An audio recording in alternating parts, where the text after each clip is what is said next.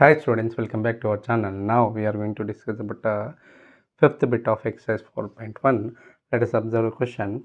Simplify and give the reasons. First one is what? 3 to the power of 2 minus 2 to the power of 2 whole divided by 1 by 5 whole square. Okay, so to solve this problem, let us observe this 3 square. 3 square is what? 9. 4 square is what? 2 square is what? 4.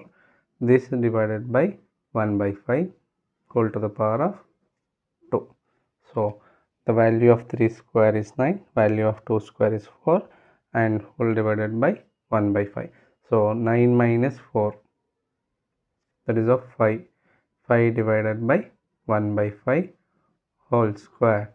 So 5, this division I am writing as a multiplication. I am taking reciprocal for second fraction as a 5 by 1, that is of 5 whole square. This is 5 into 5, 5 square whole square. This can be written as 5 to the power of 4. By using what formula?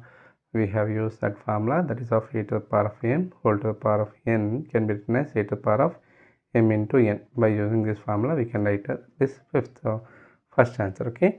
Now let us see this next one. Next one is what? 5 square whole cube into 5 to the power of 4 divided by 5 to the power of 6. See, 5 square whole cube. So again I am going to make use of this formula, e to the power of m into e to the power of n can be written as e to the power of m into n. By using this formula, I can write it as 5 square whole cube can be written as 5 to the power of 2 into 3 into 5 to the power of 4 divided by 5 to the power of 6. Now this I can write as 5 to the power of 6 into 5 to the power of 4. This divided by 5 to the power of 6 I am writing into denominator. So 5 to the power of 6, both the numerator and denominator, both terms are equal. So that can be cancelled. Then we can write as 5 to the power of 4.